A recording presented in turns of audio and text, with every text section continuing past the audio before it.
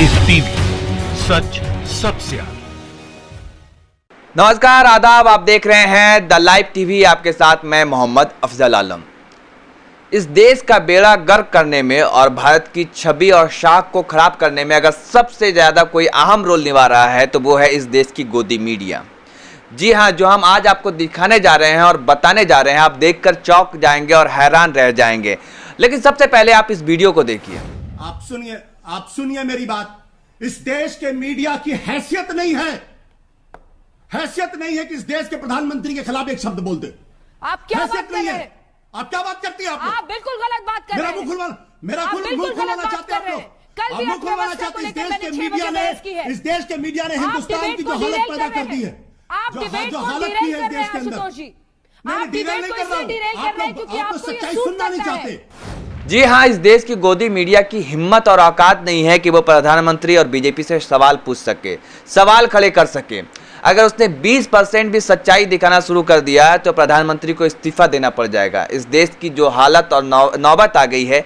लेकिन सच्चाई से गुमराह करने के लिए लोगों को हर मुद्दे को धार्मिक एंगल और धार्मिक रंग देकर करके दिखाना, यह हमारे देश की गोदी मीडिया की फितरत बन चुकी है। आपको बता दें कि जिस प्रकार मुरादाबाद में डॉक्टर्स और नर्स पर और पुलिसकर्मियों पर हमला हुआ, पथराव हुआ, ठीक उसी तरह की घटना बिहार के औरंगाबाद के औखनी गांव में हुआ। लेकिन उस घटना में अल्पसंख्यक लोग नहीं थे, बल्कि बहुसंख्यक लोग थे। दिल्ली से एक युवक गया था उस जगह औरंगाबाद, उसको क्वारंटाइन करने के लिए पुलिस पहुंचती है, डॉक्टर्स पहुंचते हैं, वहाँ पे हमला होता। बड़ी ही भयावह स्थिति थी। यहाँ मुरादाबाद से भी ज़्यादा बड़ी घटना थी, लेकिन उस घटना को छुपा लिया गया और उस घटना को नहीं दिखाया गया। ना तो उस पर प्राइम टाइम डिबेट हुआ, ना ही कोई चर्चा हुई। ठीक उसी तरह कर्नाटक के बुलबर्गी में भी हुआ, जहाँ पे रथ यात्रा निकाली गई। हर मुद्दे को गिद्ध की तरह देखती है मीडिया कि कौन सा मुद्दा मुस्लिम का है और कौन सा हिंदू का है।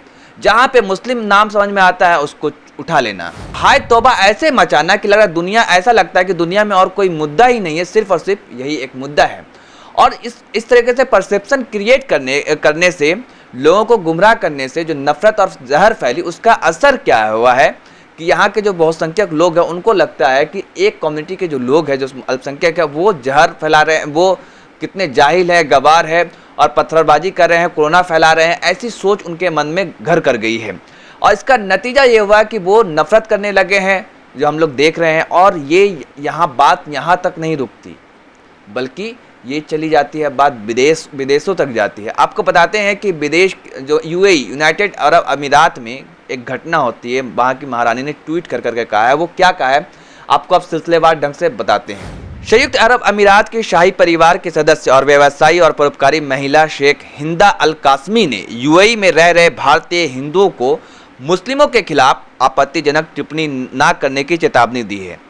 शेख हिंद अल कासमी ने कुछ भारतीयों के आपत्तिजनक ट्वीट के स्क्रीनशॉट भी साझा किए और चेतावनी दी कि कोई भी जो खुले तौर पर यूएई में नस्लवादी और भेदभावपूर्ण व्यवहार करता है उस पर जुर्माना लगाया जाएगा और इस देश को छोड़ने के लिए कहा जाएगा। ये वहाँ की जो महारानी है, शहजादी है, उन्होंने अपने ट्वीट पर कहा। आखिर क्यों कहा होगा ये आपको मैं बताऊंगा कि ऐसी बात वो क्यों कर रही है। स्क्रीनशॉट में उन्होंने जो स्क्रीनशॉट भी शेयर किया है, शेयर किए गए ट्वीट्स में के स्क्रीनशॉट में सौरभ उपाध्याय नाम के किसी शख्स को दिखाया गया है।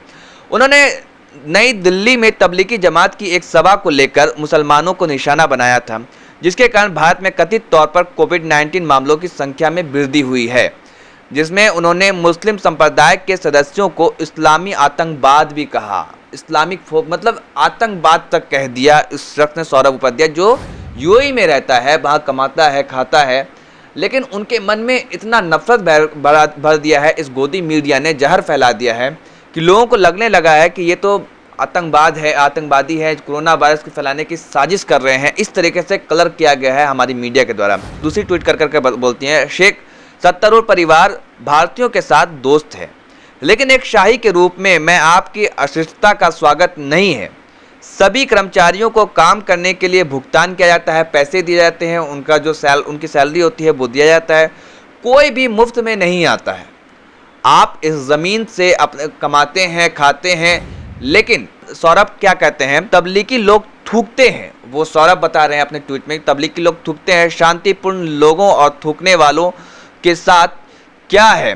2020 के लिए शहजादी रिवाज का नया रूप वो इस तरीके से यूएई में बोल रहे हैं।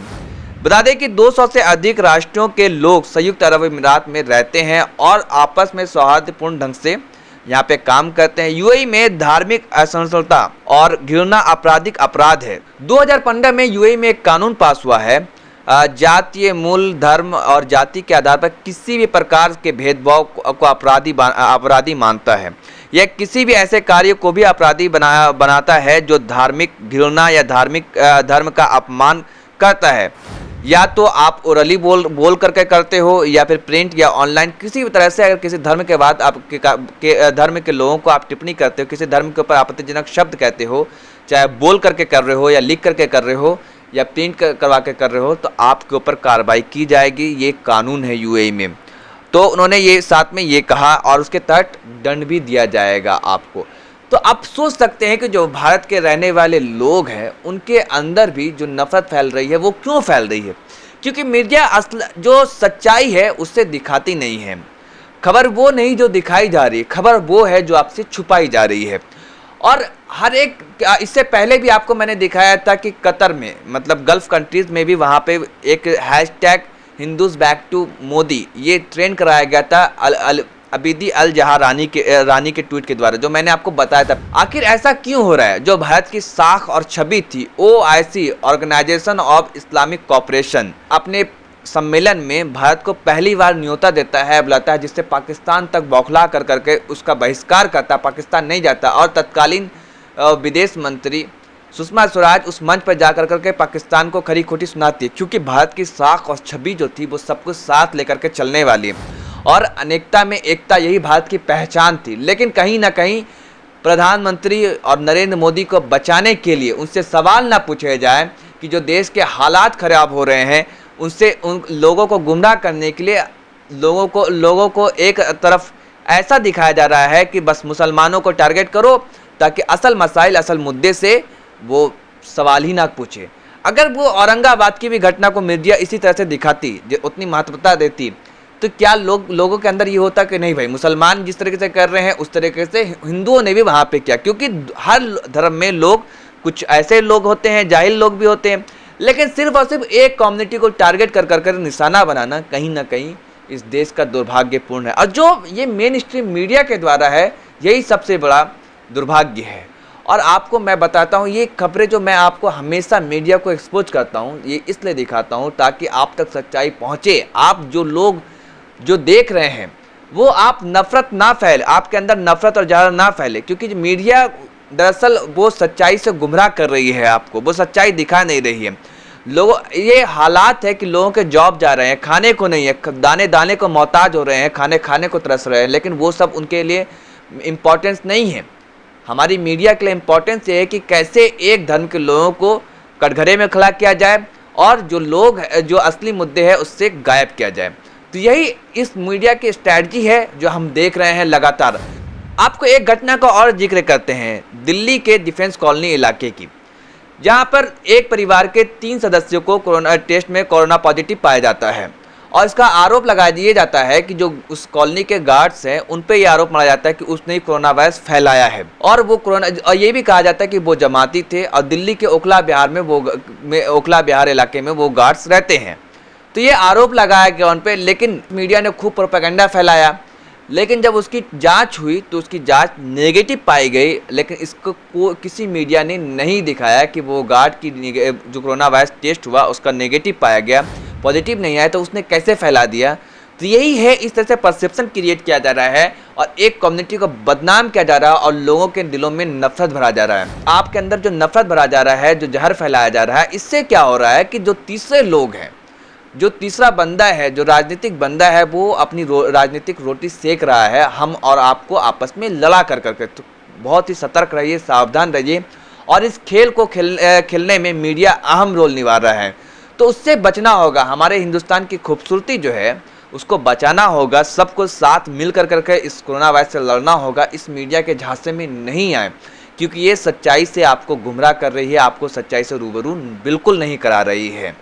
तो इसका जो नुकसान हो रहा है वो विदेशों में पड़ रहा है। हम और आप जैसे लोग जो रोड पे चलते हैं उनको उठाना पड़ता है, चाहे सब्जी वाले हो या फल बेचने वाले हो या फिर जो ऑफिस में काम करने वाले हो, उनके साथ भेदभावपूर्ण हो रहा है।